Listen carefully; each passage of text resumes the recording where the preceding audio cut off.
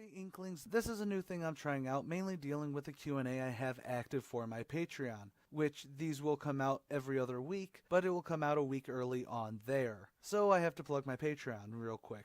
Become a Prime Inkling or whatever I'm going to call my followers who do pledge on there, but please do pledge. You get some good exclusives, behind the scenes stuff. I've got some goals set up to really help the channel and even help me be nerdy with my kids. And even my oldest boy does join me for the thank you video.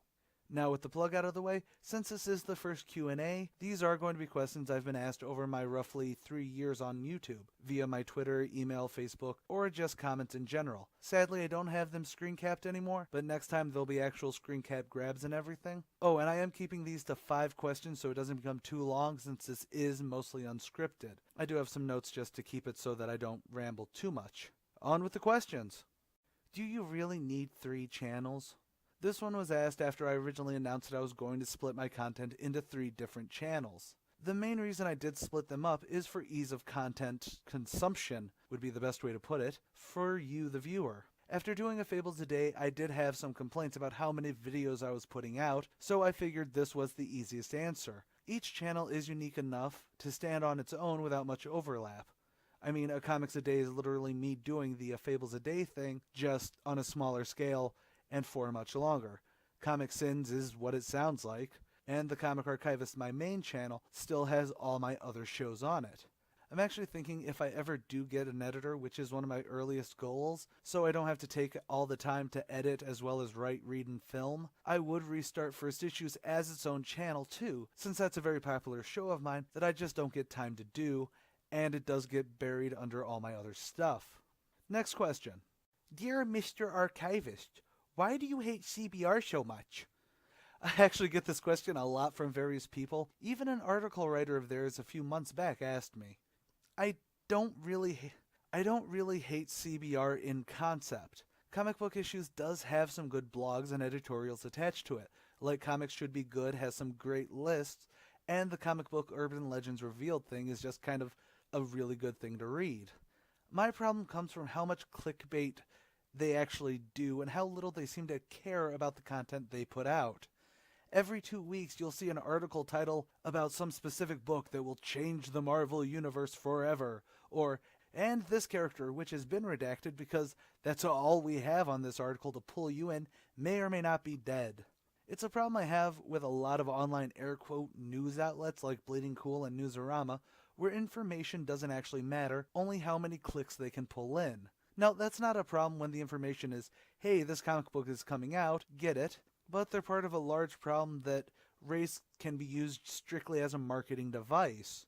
No, I'm not saying that diversity is bad or anything. I'm saying that pandering headlines and clear editorial bias for sponsors is bad. But I do get it.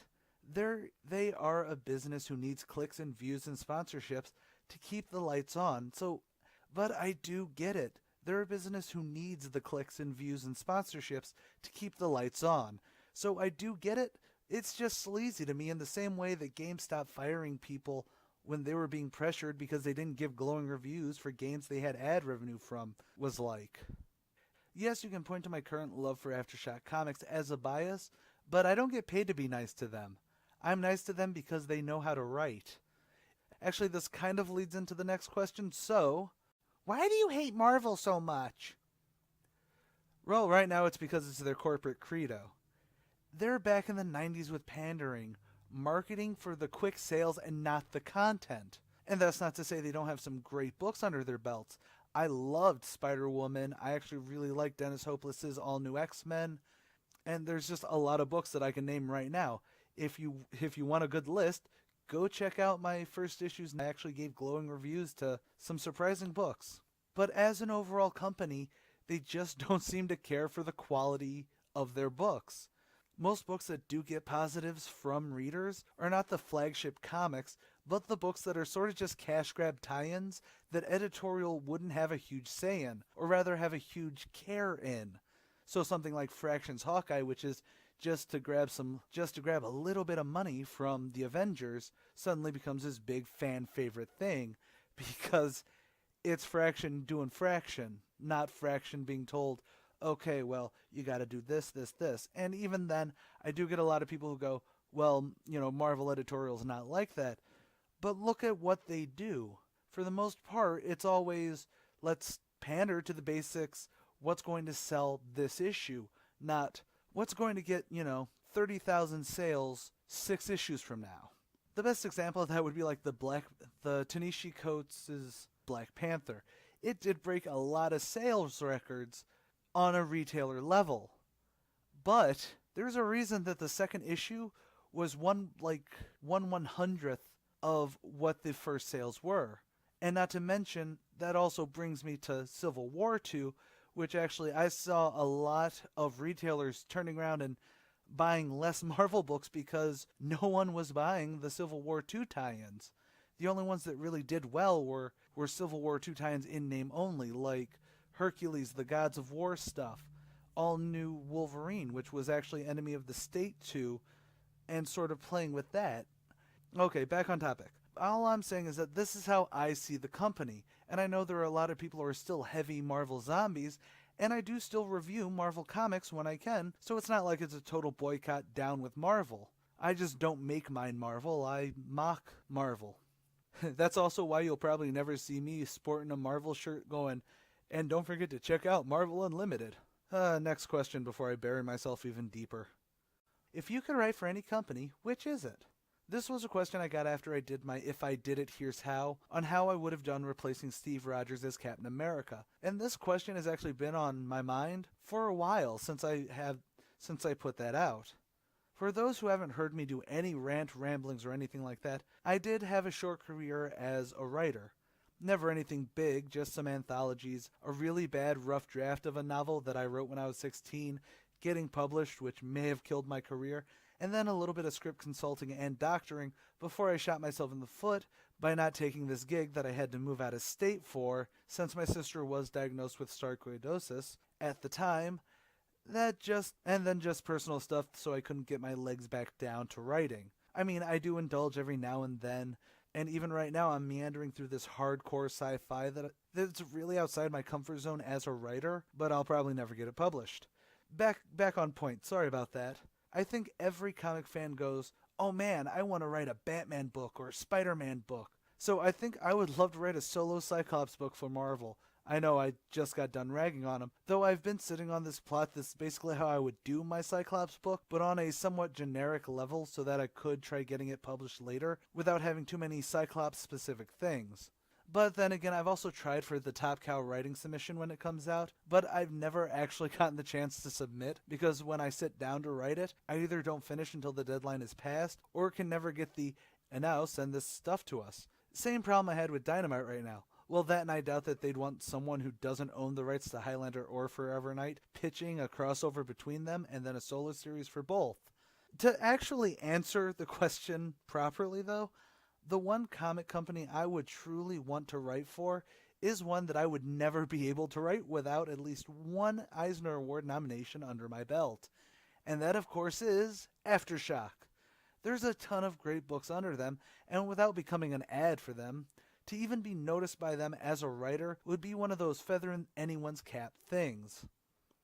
And for the final question, where's Honest Comic Trailer or the Super First Issue show?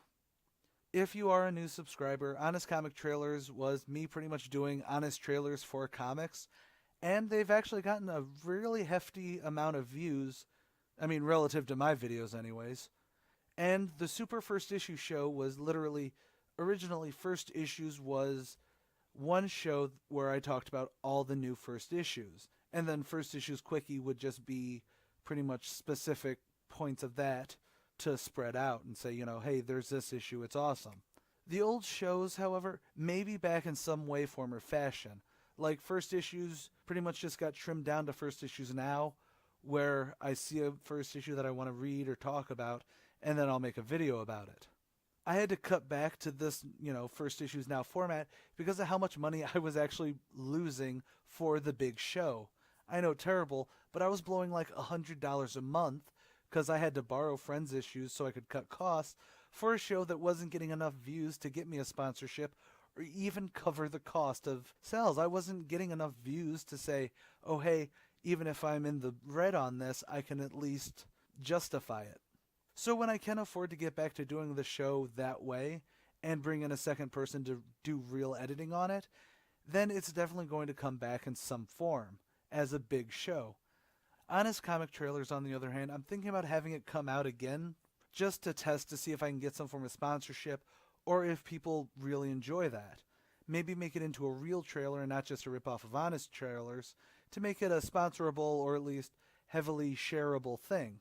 But again, until I'm not working on my now 6-year-old HP laptop, editing is a problem. It's actually why I'm strictly audio right now. That and I really don't have a screen presence. You can see what I mean when you look at the old first issue shows. And just because I'm a tease, depending on how Ezra handles the new Head Start program he got accepted into, it's basically just preschool for ages 3 and up, which is awesome, and I'm actually a really proud dad for that. But depending on how that goes, I'm actually thinking about starting up a new show where he and I read some all-ages comics, like Tiny Titans or Action Cat, the Art Balthazar stuff, and others, while he learns how to read. But that's just a maybe right now. But I'm also hoping that in the next year I'll finally start making enough for this channel to at least upgrade to a desktop so I can get better editing power to make all my content so much more better for you guys at home. So, short answer, because heaven forbid I give a short answer, those 2 shows are on hiatus, but they're not exactly totally canceled. And that's all for this little Q&A. If you have any questions of your own, basically anything comic related, or on a specific video or idea you have, then please tweet it out, email me, message me, or just call me out for any of my views. It's a great way to get clarification on many things. Links to all of that in the description. Also, become a patron. I do have exclusive stuff like these Q&As come out a week early there, as well as more specifics on, what I'm doing, where I'm at on video editing, what are some of the specials that are coming out. And every goal does have a project that I'm going to do with my kids that relates to nerdity in general. Like, I think my first goal per month, if I make $100 per month, I'm going to get a Batman and Robin outfit for my kids. So that way we can do a little, aren't they adorable? One's Batman, one's Robin. Crap, that makes me Alfred. So anyways, please, won't someone think of the children? And as always, stay golden, Inklings.